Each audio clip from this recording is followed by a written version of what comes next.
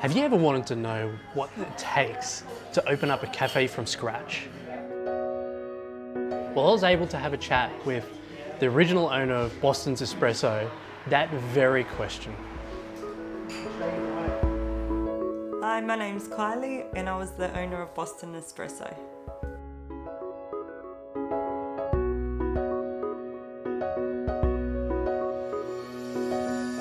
The reason I chose to open up a cafe over any other business was, I guess that was the only business that I actually felt interested in owning. The reason we started the cafe from scratch, we did contemplate taking over another cafe. So we looked at other cafes that were for sale in the area that we wanted to start. And I guess that it never really excited me as much as starting my own. Most fun thing about starting the cafe was building it from scratch. So just seeing it from an empty shoebox, created into this cute little cafe. Opening a cafe, I thought, oh, it'll be awesome, just work in a cafe. My friends could hang out there all the time, and didn't think about all the work that needed to go in. At the same time, it was more rewarding than what I expected as well. So going into opening Boston's, I hadn't owned a business before, more so in the finance industry and health insurance industry. So initially, what was involved in starting the cafe, it was number one, the idea, then actually going, can we do this? So our finances, what would we need to start a cafe? How much would we need to?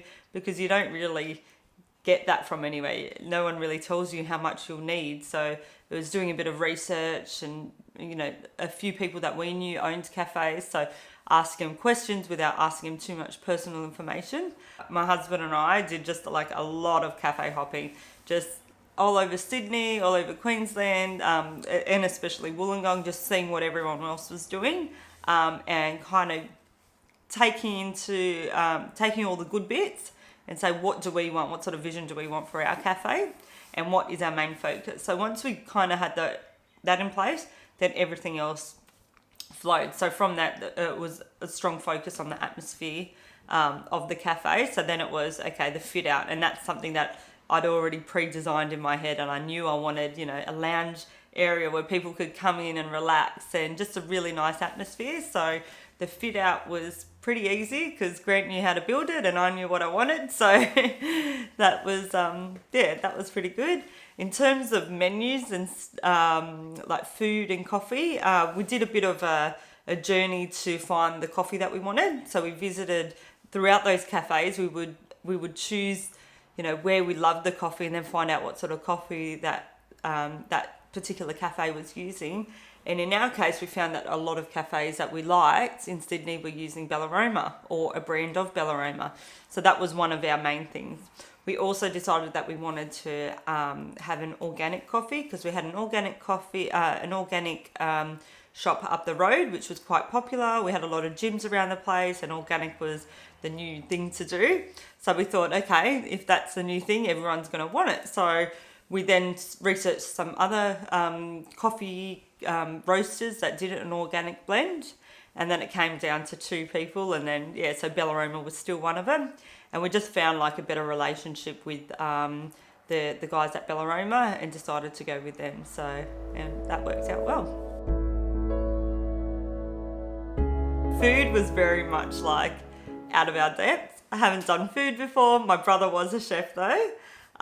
So when we decided what sort of menu we wanted, a small menu, it was very much, okay, let's try this. Let's try making this because neither Grant or I have experience in food. That was just kind of, it just happened and it just worked out well because we just did not have any experience. So even like costing food and, how much would you charge for this? And, but you learn that along the way. There was definitely things that we wanted to do.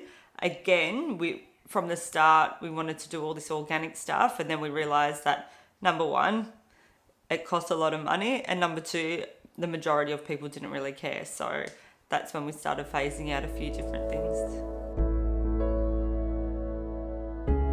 It was all fun leading up to opening and exciting and all new. And then I won't lie, I cried every night for the first 2 weeks. So it was, wow, this is actually reality. Like, you do one day of trade, your first day, it's exciting. It's way over, what you could have imagined. And you're like, wow, now I've got to do this all again tomorrow and the next day and the next day. And then, the tiredness kicks in, the responsibility kicks in. And then you're like, and that's your wage as well. So, when it's not doing so well or you're not busy, then you think, wow, that, you start to stress, like the stress comes in terms of finances and things like that. So then it was, that was the biggest struggle. Once we got into a good rhythm of it, finishing, we closed the shop at 4 o'clock. We'd probably get out at 8 o'clock at the start.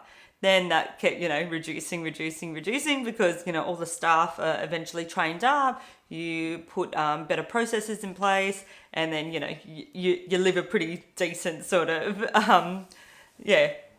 life.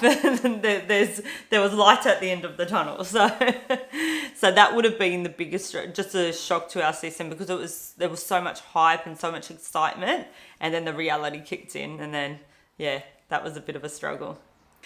In saying that lasts about, a month, and then you think, oh no, I'm actually really starting to enjoy this, and then you love it.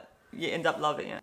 Every night I was downstairs. We were actually living on top of the cafe in a unit at the time. So every night I was down there doing stuff.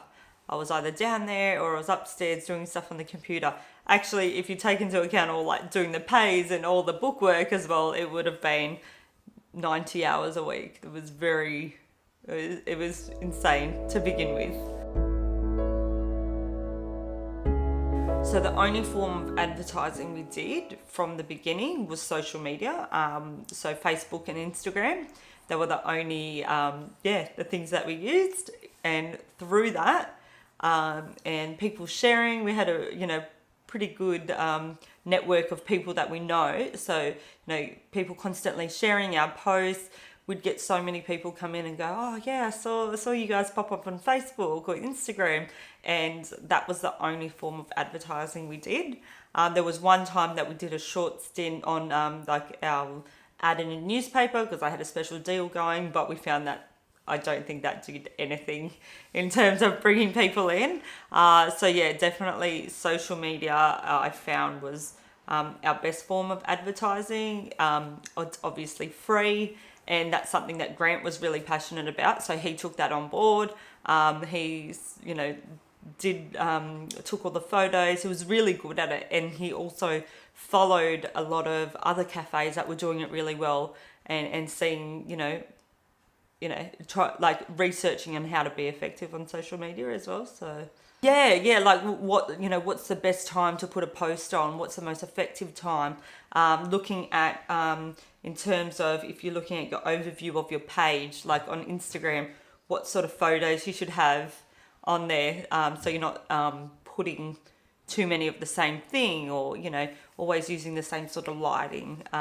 We found that any time that there was an actual human being in our post, we'd get double the amount of likes, a lot more engagement. People want to engage with people. So then we found that, okay, let's make it really personable. So you go back through the Bostons Espresso Instagram page, and even our comments was just very much about our staff and about our customers and just us having fun. And I think that's what people really enjoyed about the place. Like, they could see it through our social media, and when they came in, it was the same. It wasn't, social media was this thing that someone had put together and it looked all perfect, and then they came in, it was different. It was very real.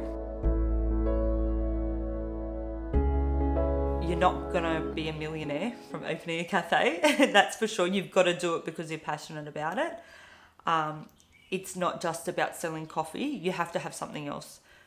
There's a lot of places that sell good coffee now. Australia's got a great coffee culture, and I can go into Wollongong and go to a minimum of 10 really good coffee shops and get good coffee.